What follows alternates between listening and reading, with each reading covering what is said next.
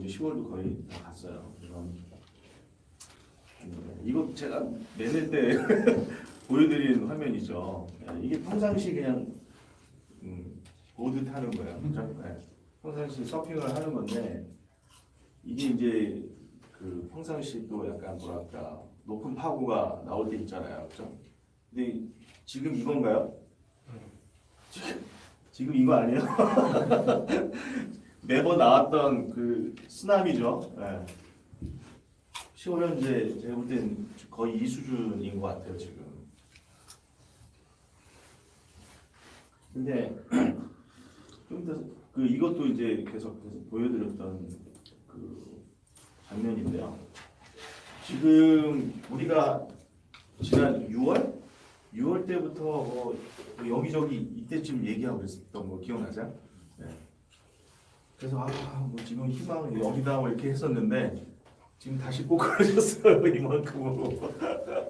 그래서 이게 그래프가 감정 사이클이 이렇게 간 다음에 다시 지금 여기 좀 와 있지 않을까. 지금 여기 바닥이 어딘지는 지금 저도 잘 모르겠는데 폭이 패닝 넘어서 한 이 정도까지 온 것 같아요 다시. 그래서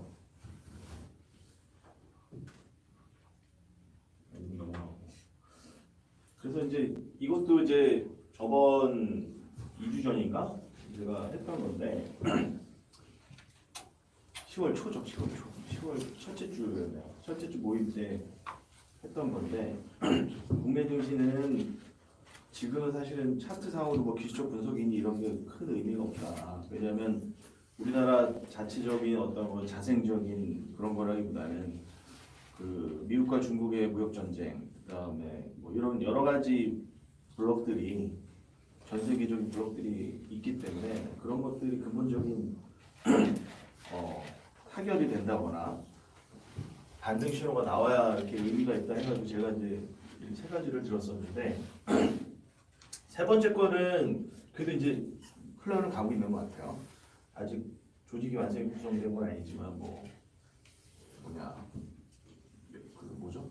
운영본부장 뽑혔고 그다음에 공매도 이제 그만하겠다고 이런 것도 금융 관련해서 나온 거라 오늘 기관이 좀 매수세를 했는데 그게 국민연금하고 어떤 연관이 있는지 저도 아직은 잘 모르겠지만 기관들이 이제 수급에 들어오고 그 자금들이 국민연금 자금들이 많이 들어오고 하면 전체적으로 이제 바닥을 잡아줄 수 있는 어떤 요소가 되지 않을까 이런 생각이 듭니다. 그런데 국민연금은 지금 국민연금 같지는 않고 지금 구성해도 뭐 내년 정도 이제 들어오겠죠.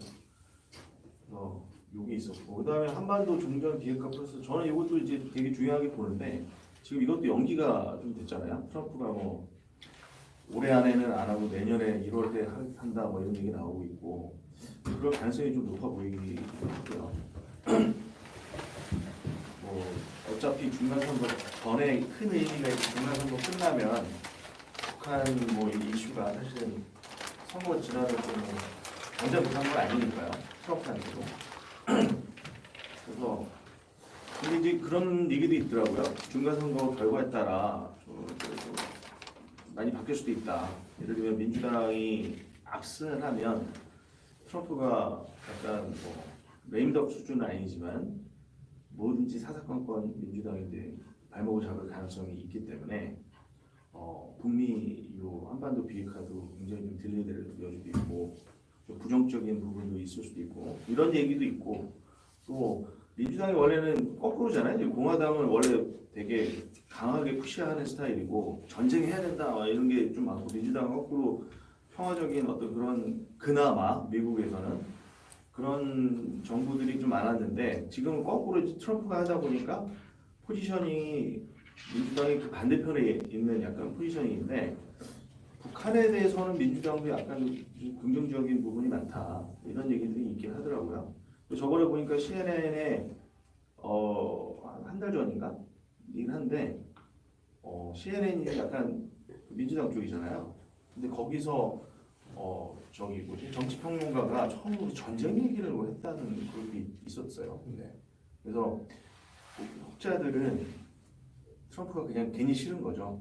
그래서 반대로 포지셔닝 한다 뭐 이런 얘기들이 있더라고요. 근데 어쨌든 그 결과가 나와야지 알겠지만 전체적으로 보면은 물론 이제 트럼프가 압승까지는 힘들 것 같지만 어쨌든 간에 굉장히 나름 선전을 보인다면 요게 이제 나름 속도가 좀 빨라질 가능성이 있고 만약에 트럼프하고 공화당이 요번에 크게 지면 이게 좀 변수가 있을 것 같아요. 제가 볼 때는. 그래서 이번 우리나라가 그나마 중국하고 미국의 이그 고래 싸움의 새우등인데 여기서 비껴나갈 방법들은 뭐 이런 것들인데 이런 부분들이 만약에 좀 더 네거티브하게 보여진다면 이것도 좀 생각보다 좀 길어질 가능성이 있고요.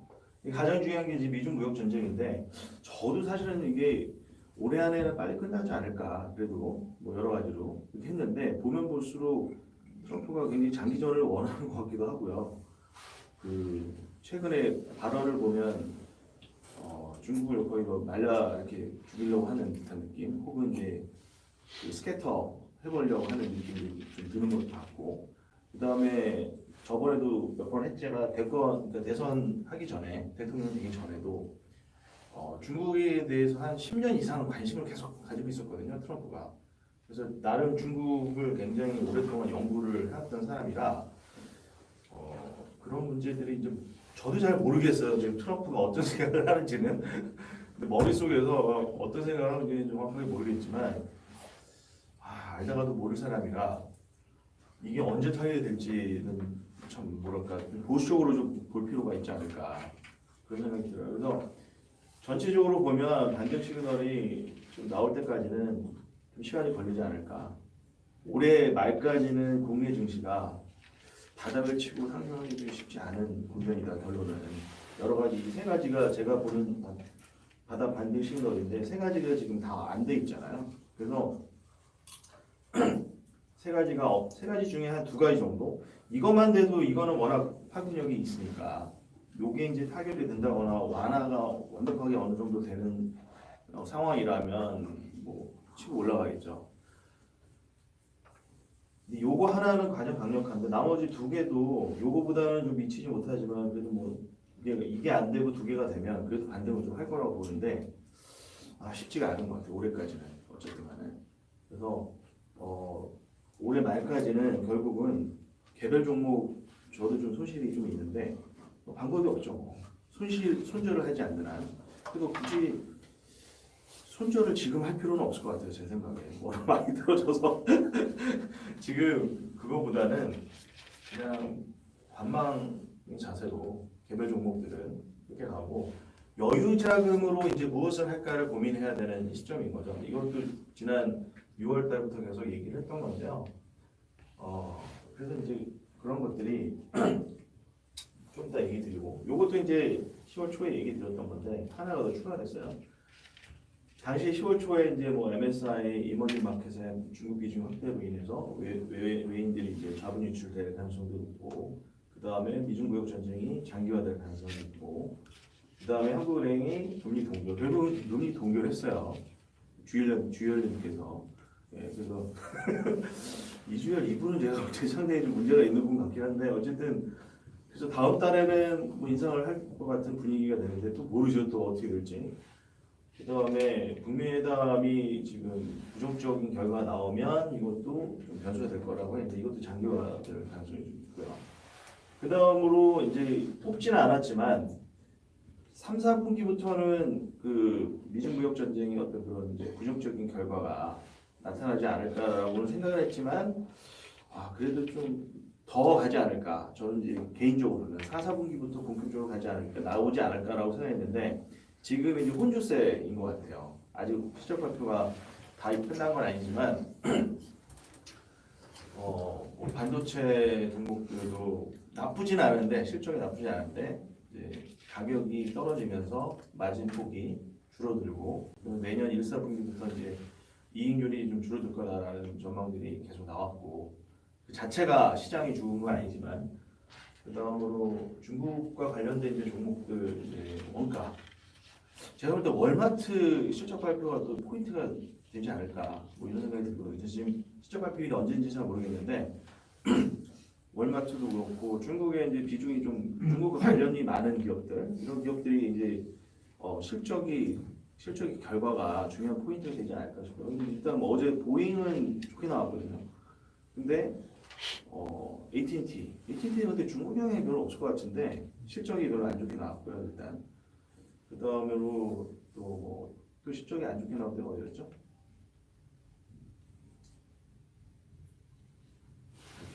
어쨌든 인텔 뭐 이런 데가 좀 안 좋게 나온 것 같아요. 그래서 AMD도 좀 생각보다 별로였고 그래서 이게 새로운 좀 변수가 돼서 그리고 이제 미국 자체적으로도 뉴홈 세일즈 그러니까 신규 주택 건수 판매 건수가 별로 안 좋게 나왔죠. 몇 년 만에 그것도 혼조세였는데 이제 좀 추가 하락을 유발한 그런 면이 있는 것 같고요. 그래서 이런 변수들이 있었는데 하나 더 추가된 거죠 지금. 그래서 10월 초에 비해서 지금 이제 증시가 굉장히 좀 많이 떨어진 상태 이제 와 있습니다. 지금 미국 증시도. 그래서 아까도 채팅 그 멘트톡으로 드렸지만 고점 대비 올해 최고점이 지난 9월이었거든요. 미국 증시는. 근데 마이너스 한 9.8% 정도? 마이너스 10% 지금 떨어진 상태에 있어요. S&P 지수, S&P 500 지수 기준으로 보면 우리나라는 마이너스 한 25%, 중국은 마이너스 30% 정도 가까이 고점 대비 떨어진 상태에 있고요. 시장 대응은 조금 바뀌었는데요. 10월 초하고 비슷합니다. 비슷하면서도 좀 다른데요. 원자재 투자는 계속 제가 밀고 있는 거였고, 그 다음에 이제 저번에 지난주 가초 스페셜 토요일 모임 때도 얘기를 드렸지만 채권하고 배당 종목 비중을 확대할 타이밍이 된 것 같아요. 연말 우리나라 같은 경우는 연말이 또 다가오고 있고, 그다음에 미국 같은 경우는 월 배당, 중간 배당이 분기 배당도 있으니까 배당 종목들이 또 주가가 빠지는 종목들이 많이 생겨나고 있거든요. 그래서 그런 종목들은 지금 성장주보다는 이런 안정형으로 가는 게 여러모로 해답이 될 수 있지 않을까라고 생각이 들고요. 그 다음에 이제 국내 주식은 여전히 만약에 수익권이 있는 분이라면 없을 가능성이 많겠지만 수익권이나 아니면 손실이 조금 난 상황이면 그냥 이렇게 과감하게 국내 주식 비중을 좀 줄이고 관망의 자세로 이렇게 보는 게 좋다. 그리고 이왕이면은 미국 주식으로 하거나 아니면 국내 주식에 상장된 미국 주식 중심으로 가는 게 제가 볼 때 여러 가지 낫지 않을까 싶습니다. 왜냐하면 좀 이따 차트를 보면서 설명하겠지만 지금 전 세계 증시 지수를 보면 결국 미국 증시가 유일한 답이라고 보여지거든요. 결국은 중국 증시 뭐 거의 지금 계속 바닥 뚫고 있잖아요. 우리나라도 중국의 영향을 많이 받아서 지금 그렇게 가고 있고 지금 미국 중심이 아까 얘기했지만 고점 대비로 마이너스 9.8% 정도 떨어졌는데 물론 추가로 더 떨어지더라도 지금 전 세계에서 가장 나름 호황이고 이게 좋은 상태가 미국이 거의 유일한 것 같아요. 독일하고 근데 뭐 독일은 유로존에 포함되어 있으니까 좀 이게 믹스돼 있기 때문에 이게 부각이 되지는 않고요. 그다음에 일본이 있는데 일본도 사실 뭐 호황이라고 보기 그렇죠. 왜냐하면 이제 QE를 통해 가지고 이게 거품을 계속 만들고 있는 상황이라 실질적으로 좋은 상황은 미국이 거의 유일한 상황이다. 그래서 국내 주식 개별 종목은 좀 비중을 줄이거나 지금 추매를 한다거나 이럴 타이밍은 절대 아니다라는 생각이 듭니다. 그래서 여전히 이렇게 됐고요. 그래서 지금 얘기 드린 것처럼 종목들이나 이제 섹터들이 굉장히 많은데요. 지금은 딱 요 세 개가 답인 것 같아요. 현금 부자, 그 다음에 여기 채권도 있구나. 원자재, 귀금속 이런 식으로 요 네 개 정도. 현금인데 투자라고 보긴 그러니까. 근데 어쨌든 요 네 개 정도가 가장 유망하지 않을까 이런 생각이 드는 상황이고요. 그래서 요거는 그냥 매월 제가 했던 거니까 이거는 지난 이제 5월 달부터 미국 주식 했던 건데요. 이렇게 보여지는 거고요. 그다음에 요게 이제 10월 성적이거든요. 10월에 그렇게 뭐 비중이 많이 들어간 건 아닌데 요거는 이제 국내, 요거는 미국. 요 개별 종목은 없어요. 개별 종목은 성적이 별로 안 좋아서 요게 이제 ETF 개별 그러니까 ETF만 하고 있는 계좌인데요. 이런 식으로 얘기를 하는 거죠. 그러니까 뭐 미국 S&P 저번에 좀 올라서 팔았고요. 지금 이제 나머지는 좀 갖고는 있는데 그다음에 원유는 다 팔았고 다우존스도 이제 수익내고 좀 팔았고 요번에 떨어지고 나서 들어간 거거든요. 요번에 급락했었잖아요 지난주에. 그때 하고 들어간 거거든요. 그 다음에 천연가스 고점인 것 같아서 인버스 좀 들어갔고 이거는 아직도 좀 가지고 있고 골드 아까 제가 얘기드렸죠 이제 원자재 지금 프레셔스 메탈 그죠? 그 다음에 미국 만약에 하고 싶은 미국 증시 미국 지수 국내는 이제 당분간 15 이런 종목 중심으로 하는 게 좀 답이지 않을까. 그래서 뭐 큰 돈을 번 건 아니지만 어쨌든 ETF로 이게 지금 요거는 지난달에 샀던 거고 요것도 지난달에 산 거고 요거는 최근에 산 거거든요. 그래서 나름 이제 반등을 해서 포트폴리오를 당분간 계속 이렇게 가져가는 게 좋지 않을까 이런 생각이 들고요. 그다음에 요거는 이제 미국 증시인데요. 미국 증시에서의 이제 10월달에 수익 난 거예요. 포지션을 가지고 있는 거는 따로 있고 이건 수익 난 거. 요게 5가지 천연가스죠. 천연가스 3대수. 요거는 이제 9월인가 산 거예요. 그래서 지금 많이 올랐잖아요. 362%좀 뭐. 근데 비중이 워낙 작아서 요거는 비중이 작아도 조금 많이 먹었어요. 네, 반도체인데 이거 일부는 청산한 거고 브라질도 계속 엄청 기다가 추매를 잘 해가지고 올랐죠. 한 40몇 프로 그죠? 브라질 매매 천재 천재 트레이더가 있습니다. 그 다음에 뭐 이거 실버고 실버는 지금 엄청 가지고 있어요. 아시는 분들은 아시겠지만 저도 그렇고 저하고 같이 하시는 분들은 실버 포지션을 굉장히 많이 가지고 있는데 거의 지금 톤톤 수준에 와 있습니다. 그래서 여기서 그냥 확 골드랑 튀어주면 참 해피한 그런 상황에 좀 와 있고요. 브라질처럼 튀어주고. 그 다음에 골드도 마찬가지고 그 다음에 테슬라는 언제 샀죠? 월요일날 샀나? 월요일날 샀어요. 월요일날 사가지고 그쵸 저번에 초급락했다. 지난주 금요일인가 그런 겁니다. 사가지고 제가 봤을 때는 거의 바닥권이라고 느껴져서 제가 테슬라를 좀 알거든요. 그 트럼프 되기 전에는 이거를 많이 쏠쏠하게 챙겼는데 그 트럼프 당선되고 나서는 제가 이것저것 신경을 많이 쓰다 보니까 테슬라는 제 주 매매 종목은 아니었는데 이 종목이 굉장히 재밌거든요. 그래서 쏠쏠하게 잘 먹었다가 다시 최근에 보니까 테슬라가 살아날 것 같은 이게 시그널이 여러 개 감지가 돼서 제가 몇 분들한테 얘기를 했죠. 그 미팅방에서도 테슬라가 거의 바닥권이다. 이번에 실적이 잘 나올 것 같으니까 좀 사자. 그래가지고 비중은 작지만 했는데 쫙 올랐고 오늘 또 오늘 새벽에 애프터마켓에서 또 많이 올랐어요. 그래서 지금 거의 누적 한 30몇 프로 지금 오른 상황인데요. 그래서 테슬라 좀 먹었고 뭐 이렇습니다. 그래서 전체로 보면은 개별 종목보다는 아까 제가 얘기드렸던 것처럼 이제 원자재나 그다음에 원자재라 하면 여기서 이제 원유나 천연가스 그다음에 이제 프레셔스 메탈도 뭐 원자재이긴 하니까요. 그래서 실버, 골드 그 정도. 그다음에 지금 사고 싶은 분들이 있다면 지수 ETF를 산다면 국내보다는 미국 중심으로 사라. 이렇게 미국 이런 게 있으니까요. 레버리지 있거든요. 미국 S&P 500 레버리지, 신화 레버리지 다우존스. 나스닥은 제가 못 본 것 같아요. 나스닥 레버리지가 우리나라는 있는지 모르겠는데 나스닥도 있으면 좋고요. 그래서 이런 종목들 중심으로 그 포트를 짜면 어떨까? 당분간 계속 국내 주식 하시는 분들도 미국 주식은 당연히 뭐 이렇게 가야 당분간 가야 되고 미국 주식은 이제 설명을 좀 드릴 텐데 여기 이제 제가 아까 올린 거거든요.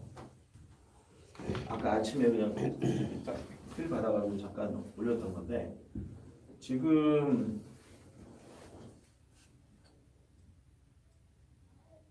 (2018년) 하반기 급락장 지금 이제 급락장이잖아요. 이게 금리 9월 말 금리 인상 후 저도 약간 요번에 이제 시장의 시간차 공격에 좀 헷갈렸어요. 저도 솔직히. 그래서 좀 기다렸는데 아시는 분들 아시겠지만 미국장 하기 전에 현금을 좀 어느 정도 좀 현금화를 하고 웨이팅 딱 상태였는데 금리 인상을 하고도 뭐 시장이 변화가 별로 없어서 요번에 그냥 넘어가나 보다 해가지고 조금씩 이제 좀 샀는데 갑자기 이제 급락을 하기 시작했어요. 실적 발표를 제가 그걸 더 깊이 생각을 했었어야 되는데 뭐잘 오르지 않을까? 이런 아니라는 생각에 비중을 많이 산 건 아니지만 어쨌든 그 개별 종목을 좀 샀는데 시간차 공격이 이번에 나왔어요. 금리 인상 이후에. 그래서 그때 급락이 나온 후에 제가 얘기를 드렸어요. 지금 급락이 나왔고 여기서 반등은 어쨌든 반등 조정은 나올 건데 나오고 추가로 다시 그 업으로 갈 수도 있고 다시 추가 하락될 가능성도 높다라고 얘기를 드렸었어요. 근데 저도 이제 개인적으로는 요게 더 가능성이 높다고 봤는데 요걸 그래도 사람의 심리다 보니까 사람이다 보니까 기대를 좀 일본을 좀 한 면이 좀 있고요. 그래서 결국은 이제 입원이 됐는데 요게 이제 겹친 거예요. 아까도 파워포인트 보여주셨죠. 이제 실적 발표인데 사실 혼조세라 지금 뭐라고 딱히 뭐 너무 안 좋다라고 하기에는 좀 애매모호한 상황이거든요. 근데 이제 중국의 GDP는 생각보다 3, 4분기 GDP는 생각보다 많이 안 떨어졌고, 그죠? 이런 것도 좀 미치지 않았을까 싶어요. 뭐 트럼프가 한다고 했는데 생각보다 좀 별 타격이 없네. 저는 약간 그 GDP 결과치가 페이크라고 생각을 하는데, 근데 어쨌든 결과론적으로는 그렇게 큰 타격이 생각보다 있지는 않았고, 그에 비해서 지금 미국은 혼조세, 그러니까 안 좋은 기업들도 실적이 안 좋게 나온 기업들이 있다 보니까 이런 것들이 생각보다 좀 효과가 없는 거 아니냐, 뭐 이런 약간 심리적인 게 있었던 것 같아요. 그래서 이런 게 있었고, 그 다음에 제가 그저께인가요? 채팅으로 얘기 드렸던 건데, 지난 1월 말, 2월 초도 급락이 한 번 왔었잖아요. 근데 더 급락이 왔었어요, 사실은. 그때도 의아했잖아요. 이 정도는 급락이 올 장이 아닌데 왜 이렇게 급락이 오지? 근데 그 영향이 이 머신 트레이딩이거든요. 저는 이제 금융위기 전부터 미국 주식을 시작을 했는데 금융위기 이후에 이런 적이 몇 번 있었어요. 예전에 나스닥이 이유도 없이 급락한 적이 2012년인가 한 번 있었고, 그 다음에 P&G 사건도 좀 있었고, 프록터&갬블이 2014년인가 15년에 주가 엄청 떨어졌다가 다시 반등한 적도 있었고, 그게 다 이제 알고리즘 트레이딩에 영향이 많다 이런 얘기들이 좀 많이 있었거든요. 근데 실제로 그럴 가능성이 굉장히 높고요. 그 이유는 이거거든요. 제가 지금 이거를 참고로 올렸는데 이게 뭐냐면 미국 내 알고리즘 트레이딩 비율을 설명하는 거예요. 65%가 전체 미국장, 여기 선물 옵션, 뭐 주식, ETF 채권 다 포함되는 겁니다. 여기 전체 매매의 65%가 머신 트레이딩이에요. 사람이 하는 게 아니에요. 지금 팩트, 이게 현실이에요. 팩트시시니까 이게. 그 다음에 이 10%씩 계속 성장을 하고 있고요. 전체 시장은. 그래서 계속 이런 쪽으로 가고 있고요. 22년까지는 계속 10%씩 성장할 가능성이 있다고 보는 거고요. 그래서 미국 내에서는 우리나라는 좀 이런 데이터가 없어서 제가 정확하게 모르겠는데 우리나라 훨씬 현저히 떨어지죠. 비율이. 미국 내에는 지금 월스트리트 가보면 뭐 저도 가서 확인한 건 아니지만 뉴스 기사를 보면 기존에 예전에 많았던 퀀츠나 애널리스트들이나 이런 사람들이 많이 줄어들었어요. 그리고 트레이더들도 많이 줄고 그 이유가 뭐냐면 다 오토매틱하게 알고리즘으로 하거든요. 그러니까 골드만삭스도 그 맨하탄에 있는 그 사무실을 굉장히 많이 정리를 했다고 하더라고요. 이 트레이더들하고 애널리스트들을 굉장히 많이 정리하고 켄쇼라는 회사를 인수를 했거든요. 벌써 한 4년인가 5년 전에 일을 했는데 MIT, 하버드 출신들이 나와가지고 이제 그걸 만든 건데 퀀츠 출신들이 나와서 이제 만든 건데 뭐냐면 지금 딱 현재 그 상황들을 실시간으로 모니터링하는 거야. 그러니까 기존에는 우리가 블룸버그 모니터나 이런 트레이더들이 그걸 보고 이걸 나름 분석을 해서 대응을 어떻게 할 것이냐 맨날 아침에 미팅을 하고 포지션을 갖잖아요. 기본적으로. 그래서 이렇게 매매를 해야겠다, 저렇게 매매를 해야겠다 이런 건데 지금 그런 시대가 아니고 이제는 그 해답을 이런 AI 시스템이 줘요. 트레이더들한테. 기본적으로. 그러니까 트레이더가 많이 필요 없어요. 매뉴얼 트레이딩도. 심지어는 그것도 그냥 결정도 로봇이 그냥 하는 경우도 있고. 그래서 트레이더, 애널리스트, 퀀트 이런 숫자들이 줄을 수밖에 없어요. 그래서 캔슈라는 24년 전인가 23명인가 25명 정도 되는 회사를 꽤 비싸게 인수를 해가지고 대신에 애널리스트하고 퀀트 팀을 많이 없앴다고 하더라고요. 그래서 그런 지금 시대가 오고 있어요. 실제로. 그래서 이게 현실인 상황이고요. 근데 이거 내용을 보면 이제 뭐 여러 가지 알고리즘들이 굉장히 다양하고 저도 이제 구글 어드바이저를 하고 있는 사람이지만 굉장히 다양하고 복잡하거든요. 근데 거기 있어서 대부분이라고 보기는 그렇지만 미국에서 이제 주로 이제 이거 하는 알고리즘이 빅스를 변동성이 있어. 아까 빅스로 나왔지만 변동성 지수를 가지고 리스크 관리를 많이 한다고 하더라고요. 그래서 빅스 지수가 뭐 예를 들면 20 이상 올라가면 좀 되게 뭐 레드 얼럿 같은 게 나오는 거죠. 그래서 이거 좀 조심해야 된다. 이거 시스템에 그런 식으로 이제 알고리즘을 만들어서 더 커지기 전에 변동성 지수가 커지기 전에 예를 들면 커팅을 한다거나 아까 나왔던 인버스나 아니면 공매도를 한다거나 이런 식으로 이제 대응을 하는 거죠. 그게 사람이 대응할 수도 있고 이것도 100% 오토메이티드하게 알고리즘이 대응할 수도 있고요. 그래서 그러다 보니까 예를 들면 이퀴티 같은 경우 주식 같은 자산들은 그냥 손절해 버리는 거죠. 예를 들면 손실 금액이 지금 현재 마이너스 뭐 5% 이내의 상태야. 예를 들면 뭐 AT&T 종목을 내가 10달러에 가지고 있었는데 지금 한 9점 몇 달러로 떨어졌어. 이런 거는 증시가 열리기 전에 어떻게 할 방법이 없잖아요. 열리자마자 근데 떨어졌으니까 빅스지수가 높은데 그래서 커트 해버려야겠다 이렇게 되는 거죠. 말하자면 일종의. 그러면 바로 그냥 이런 것들을 손절을 해버리니까 주가가 그런 알고리즘들이 아까 65% 그렇게 한다고 했잖아요. 근데 주식시장의 비율은 훨씬 더 높거든요. 지금 75%라는 얘기들이 있어요. 75%의 주식 그 트레이딩은 다 로봇으로 하는 거예요. 머신 트레이딩.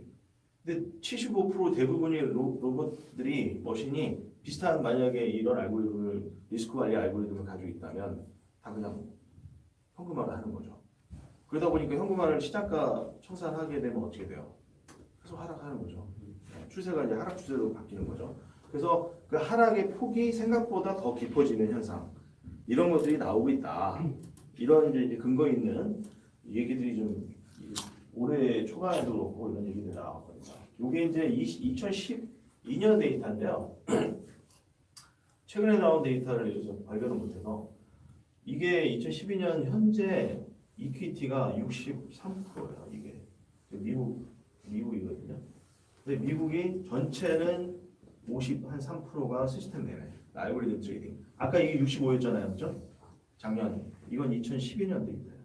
그러니까 이게 이렇게 해서 여기까지 와 있는 거야. 그러니까 이것도 여기 더 올라와 있겠죠.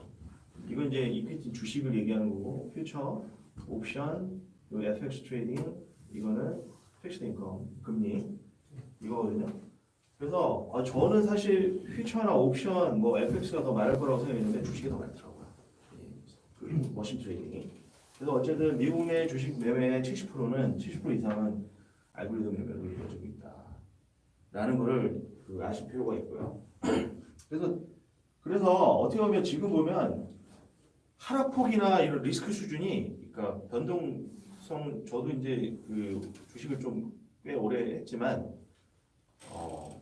예전에 차트를 보면 IMF나 우리나라 관점에서 IMF 그 구제국이요.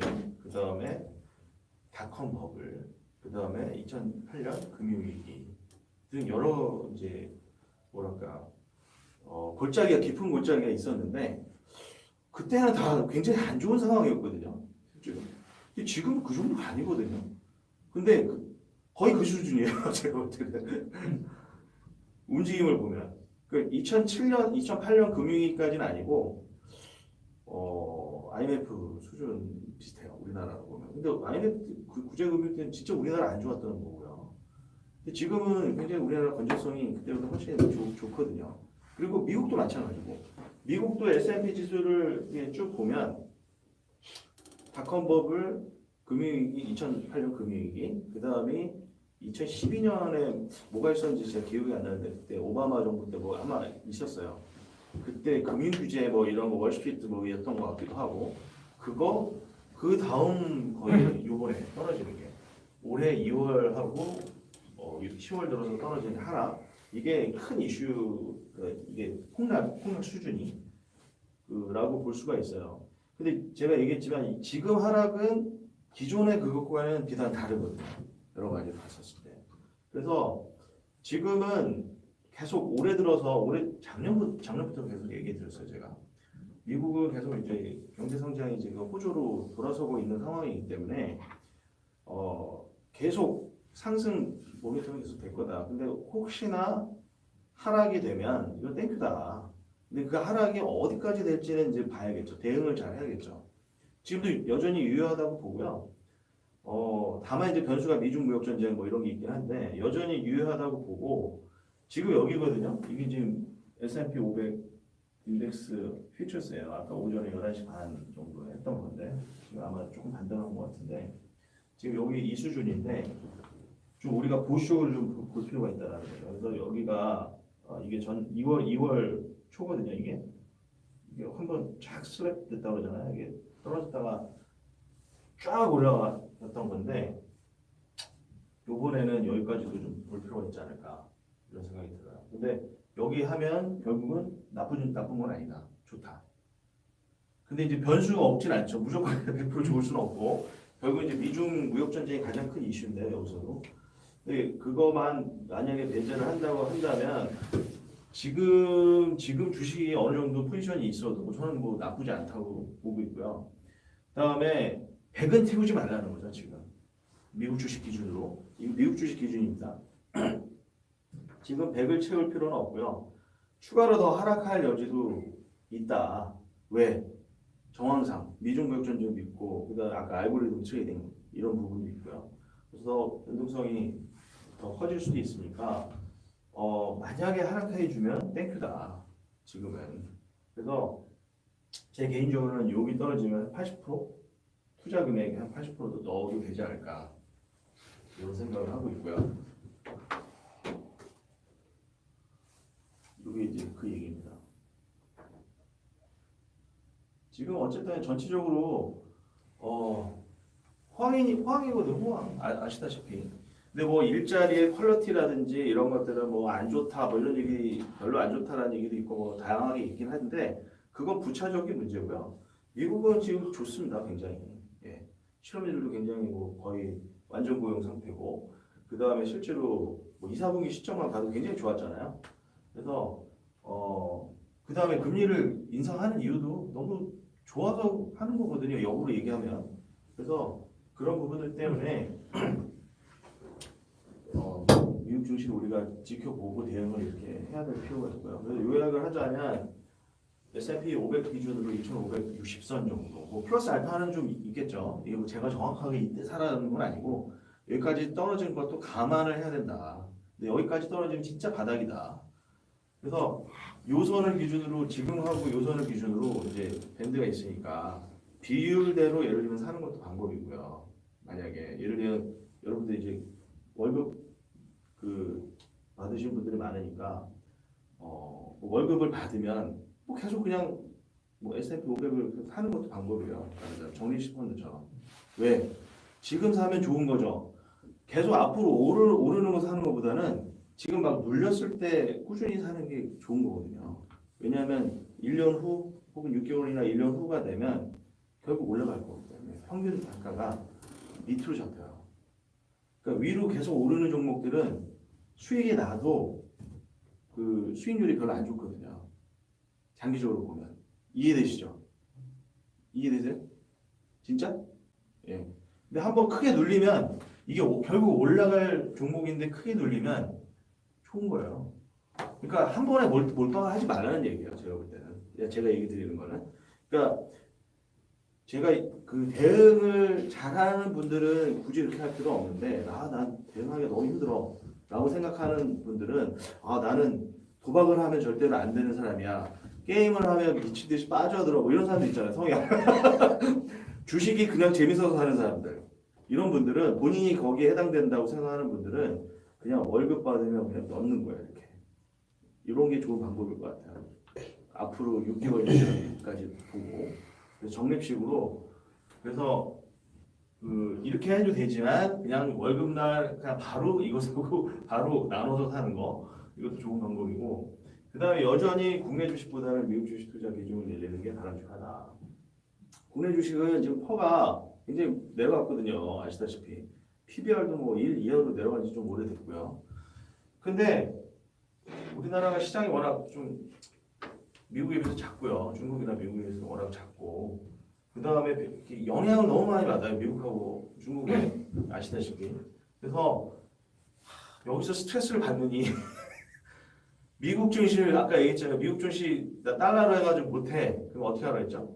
미국 지수를 그냥 투자해라. 원자재나. 우리나라에서도 할 수 있는 상품들이 있으니까. 아까 보여드렸죠 제가. 애매한 거. 그 다음에 이제 국내 증시는 여기 이제 그 얘기예요. 바닥을 확인하고 그때부터 들어가라. 어차피 미중 무역 전쟁 완화되면요. 타결되거나 이러면 급등하겠죠. 그죠? 급등하는 티 나거든요. 그때 봐가지고 저도 이제 신호를 드리겠지만 그때 좀 지금 보시로 대응하고 그때 들어가라. 그래서 오늘 뭐 기관들을 좀 사고 그랬는데 장기 투자가 아닐 가능성이 있어요. 제가 볼 때는. 그래서 그거는 너무 저걸 볼 필요 없고 아직까지는 굉장히 보시로 갈 필요가 있다. 이렇게 생각을 합니다.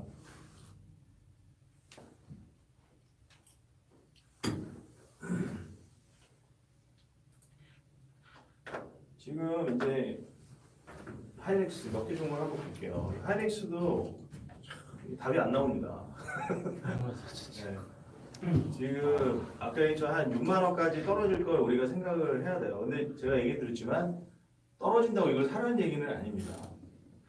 근데 이걸 사느니 실제 마이크론을 사는 게 더 저는 낫다고 보거든요. 미국 종목을 사는 게 더 낫다고 보는데 왜냐하면 수급이라든지 이런 게 훨씬 미국이 훨씬 좋으니까요. 하이닉스가 만약에 미국에 상장되어 있다면 뭐 그것도 나쁘진 않죠. 근데 그거보다는 같은 비슷한 종목이라면 미국에 있는 종목을 사는 게 낫다. 근데 보면 외국의 소진율이나 이게 보유 비율을 보면 사실 큰 차이는 없어요. 이게 2007년 7월인데요. 지금 보면 외인 보유가 뭐 크게 차이는 없어요. 그래서 뭐 외부인이 많이 빠져나갔다 뭐 이렇게 생각들을 하시는 분들이 많을 텐데 그렇지는 않다라는 거죠. 네. 삼성전자도 뭐 비슷하고요.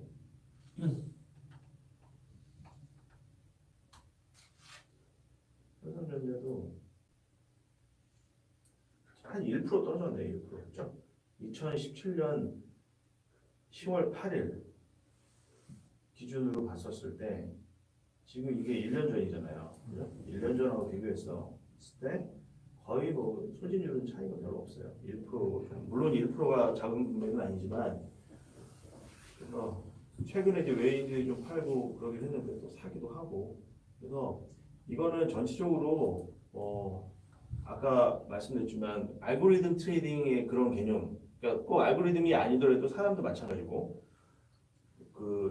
현금 흐름이 이제 주식을 현금으로 찾아서 뭐 채권으로 갈 수도 있고 아니 현금 보유를 비중을 높일 수도 있고 이런 약간 리밸런싱을 하고 있는 전략을 지금 수반되는 어떤 장의 성격상 그런 것들로 인해서 좀 떨어졌을 가능성이 높아 보이고요. 그다음에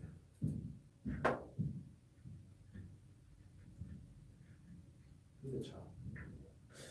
아까도 뭐 잠깐 밥 먹으면서 얘기했지만 현대차는 뭐 작년 연말부터 저도 얘기했지만 자동차는 좀 위험하다 얘기했었죠 제가 그거. 저만 얘기한 게 아니라 많은 분들이 이렇게 얘기를 했는데 워낙 현대차는 박스권 전용 종목이잖아요.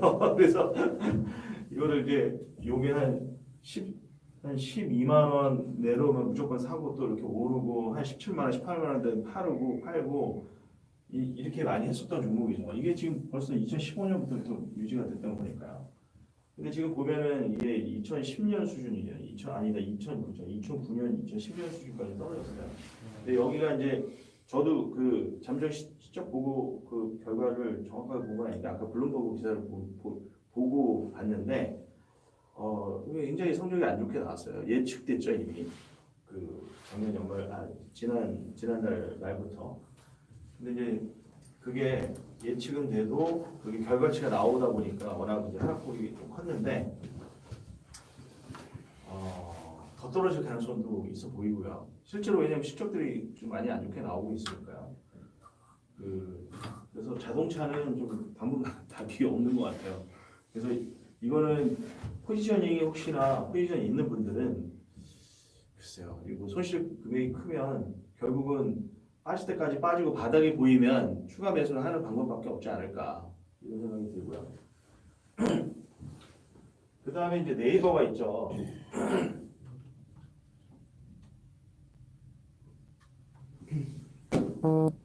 네이버도 올해 그래서 굉장히 많이 떨어졌어요. 30%인가 떨어졌습니다. 아마 30%. 네이버 거의 50% 빠졌다.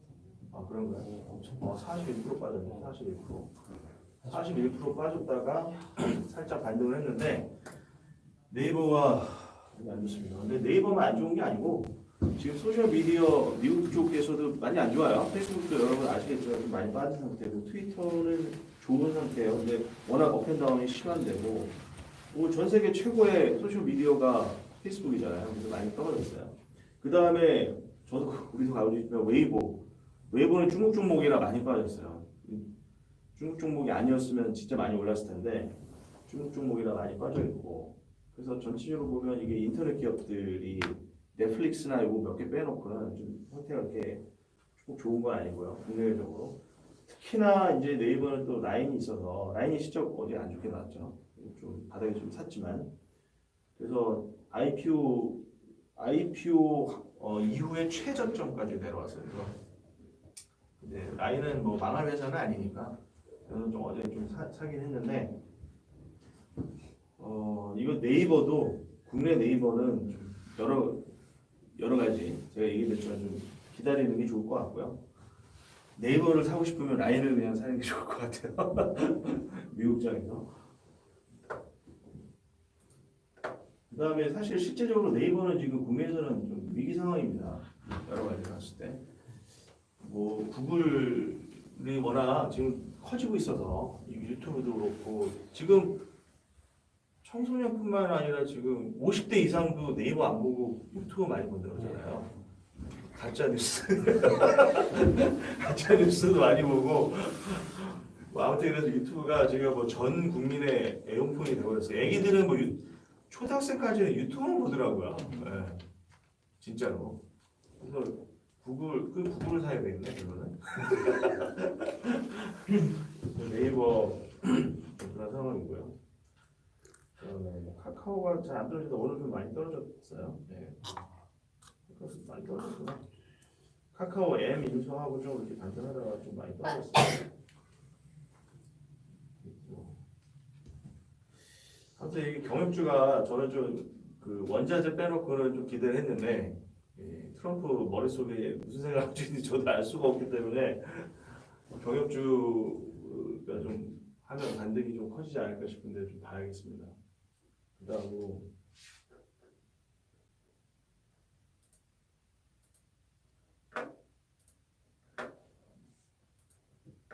상해는 제가 얘기했던 2,500선이 저는 이제 그 바닥권이라고 봤는데 나올 것 같았던 게 여기까지 왔어요. 결국은 이게 수치가 2014년 4년 전 수치입니다 지금. 제가 볼 때는 지금 굉장히 지수적으로 위험 상태에 있지 않을까 개인적으로는 생각합니다. 여기서부터 만약에 혹시라도 떨어져가지고 한 2,200선이나 2,100선까지 오면 뭐 중국 내 분열이 나오지 않을까요? 제가 볼 때 나올 것 같아요. 네, 나올 것 같아요. 이때 되면 지금 뭐 안 좋은 뉴스들도 굉장히 많이 나오잖아요. 중국 내 부정적인 거, 뭐 사람 죽었다, 뭐 하면 기업들이 또 마윈도 그렇고 뭐 경영 다 내놓고 있고. 그래서 중국이 G2 차트 맞아요 이게? 아무튼 중국은 아직도 그 오리무중입니다. 이건 좀 더 봐야 될 것 같고. 그다음에 반도체 지수가 생각보다 많이 떨어졌어요. 저는 이제 이게 거의 바닥권이라고 봤거든요. 1200 정도가 필라델피아가. 근데 거기보다 지금 많이 떨어진 상태예요. 근데 이게 아까도 얘기 드렸지만 지금 몇 년 만에 떨어진 거거든요. 그래서 뭐 반도체 호황은 계속 되겠지만 이때 단가 싸움이고 이제 치킨 게임이 다시 시작되는 어떤 그런 국면에 있는 것 같아요. 근데 이제 포인트를 잡기에는 지금 참 그 애매한 상황인 것 같아요. 이 자체로 그러니까 차트상으로 보면. 그래서 반도체는 그냥 뭐 일단은 그 관망의 자세로 좀 볼 필요가 있고요. 없는 분들은 뭐 매수한 분들도 일단 바닥이 어느 정도 잡힐 때까지 지켜보는 게 좀 필요할 것 같습니다.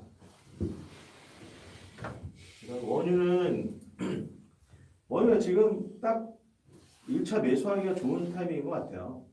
여러 가지 봤었을 때 차트상으로나 아니면 이런 신문에 나오는 여러 가지 상황상 사실 뭐 저는 그렇게 예견하고 이런 거 별로 안 좋아하는 사람이긴 한데 뭐 100달러까지 간다 이런 뉴스 불과 한 달 전까지 엄청 나왔었잖아요. 근데 뭐 아직도 뭐 유효하긴 한데 올해 안에는 못 가겠죠? 100달러까지. 근데 그런 뉴스들이 나오는 이유가 어쨌든 좀 가격이 계속 오를 가능성이 높으니까 나오는 건데 이것도 마찬가지로 경제 침체가 좀 되면 미중 무역 전쟁이라든지 이런 변수들이 되면 올라가기에는 좀 한계가 있을 수도 있겠죠. 그래서 뭐 이런 부분들을 참고해가지고 또 트럼프는 또 가격이 다운되는 걸 원하는 사람이고 그래서 근데 요즘 이걸 보면 트럼프 마음대로 되지는 않고 있는 것 같아요. 네, 올 초반 작년까지는 되는 것 같은데 마음대로 되지는 않은 것 같아요. 사실 작년은 트럼프가 만들어놨다기보다는 오바마 가속도가 붙어가지고 계속 올라갔던 거죠 사실은. 근데 이제 트럼프는 또 이게 아전 인수를 잘하는 사람이라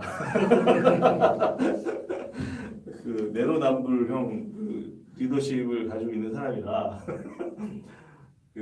아무튼 그래서 여러 가지로 트럼프 베리에이션 변수들이 여전히 상존하고 있는 상태라 1차로는 지금 딱 예수하기 적합하고 뭐 한 떨어지면 또 그 여러 가지 차트를 보면서 한 60달러 초반 지금 많이 더 떨어지면 지금 무조건 살 필요는 있는 것 같아요. 비중이 조금이라도 지금 사고 한 60달러까지 또 내려오면 뭐좀그 비중을 좀 채우고 이렇게 하면 아까 그 보시던 것처럼 이거 사실 원유는 뭐 여기 여러분 계시지만 그 ETF 원자재 잘하는 분들 여러분 계시지만 진짜 효자예요, 효자. 예, 효자. 이런 이게 그 장이 안 좋을 때도 장이 좋을 때나 장이 안 좋을 때나 꾸준하게 수익을 안겨다주는 종목 중에 하나라고 생각합니다. 그래서 이게 이런 원자재 그다음에 프레셔스 메탈은 여러분들이 잘 모르시는 분들은 공부를 좀 해서 꾸준하게 수익을 내는 이런 형태로 만들 필요가 있을 것 같아요. 상해 지수나 뭐 항생 지수 굉장히 많이 떨어졌고 일본은 뭐 미국 연동하고 있고 골드는 좀 반등을 좀 하고 있고요. 그런 상황이 있습니다. 그래서 지금 아까 일부에서 했지만 미국 채권 금리가 그렇다고 계속 또 오르는 것도 아니거든요. 그래서 지금 제가 봤을 때는 국내 증시 빠져나가서 미국에 투자하는 게 아니고 신흥국에서 다 빠져나가서 미국으로 다 가는 건 아니고요. 그냥 추이를 지켜보는 것 같아요. 그리고 포지션, 그러니까 뭐랄까 투자 전략이 좀 바뀐 것 같아요. 기관들 여기서 기관은 우리나라는 뭐 외국인도 포함되는 거죠. 그래서 전 세계 이런 기관 투자자들, 헤지펀드나 뮤추얼펀드나 이런 회사들의 전략을 좀 바꾸고 있는 상황인 것 같다고 생각이 듭니다. 그래서 지금은 포지션을 막 적극적으로 어디 들어간다기보다는 현금화 혹은 일부는 채권에 들어가고 일부는 배당에 들어가고 뭐 이런 식으로 안전자산 중심으로 흘러 들어가고 있는 상황인 것 같아요. 그리고 지금은 현금 부자가 짱이죠. 현금을 누가 많이 들고 있느냐, 혹은 그 대신에 이런 원자재로 수익을 누가 많이 가지고 있느냐, 이게 이제 답인 것 같습니다. 그리고 아까 인버스 막 나왔었잖아요. 인버스는 다들 아시겠지만 인버스로 대량으로 들어가는 데는 별로 없어요. 예. 그냥 해칭용이나 아니면은 그냥 뭐랄까 그 용돈이죠 용돈. 달걀. 예를 들면 이제 밑에서 사서 뭐 지수에 투자를 했거나 아니면 뭐 삼성전자나 우리나라 정부로 따지자면 하이닉스에 투자했다가 아 여기 더 이상 올라가기 힘들어 이럴 때는 그냥 그 공매도나 아니면 인버스 이테크는 인버스를 사서 해칭하는 거거든요. 내려가면 내려가는 대로 벌고 뭐 올라가면 또 올라가는 대로 버니까요. 이제 그런 그 용도가 많다고 생각하시면 될 것 같아요. 그래서 뭐 어떤 분들은 인버스에 들어갔어야 되는데 뭐 몰빵했어야 되는 건데 이건 좀 말도 안 되는 소리라는 거죠. 그런 분들은 제가 볼 때는 한 3년 안에는 망한다고 봐야 됩니다. 지금은 어쨌든 여전히 주가가 저평가되어 있는 상태이기 때문에 장기적으로는 상방 가능성이 아직은 높다고 봐야 되는 그런 상황인 것 같아요. 지금 뭐 어떤 기사는 뭐 베어마켓으로 접어들었다고 얘기를 하는데 저는 그렇게 생각하고 있지는 않고요. 근데 단기적으로는 베어마켓이죠. 네. 1시간 차트나 뭐 이런 걸로 보면은 베어마켓인데 전체적으로 보면 중장기적으로 베어마켓은 아니고요. 아직은. 그다음에 리세션이 온 거나 그런 건 절대 아니니까 아까 얘기했지만 2008년, 2007, 8년 그다음에 뭐 닷컴 버블은 쉬울수록 다시 올라갔지만 우리나라 기준으로 보면 IMF 그 시절하고는 비단 다르다 이렇게 이해를 하시면 될 것 같아요. 그래서 오늘 뭐 이렇게 이 정도로 마무리를 하고요. 결론은 지금 평균으로 하거나 아니면은 개별 종목보다는 미국 주식, 미국 지수나 혹은 이제 가정주택 원자재 투자 계속 유효하다 이렇게 말씀을 드릴 수 있을 것 같습니다. 이렇게 마무리를 하도록 하겠습니다. 예. 자 지금 이제 9시 16분인데 간단하게 뭐 맥주 한잔 하고 가실까요? 아니, 환기 좀 진행이 있어요.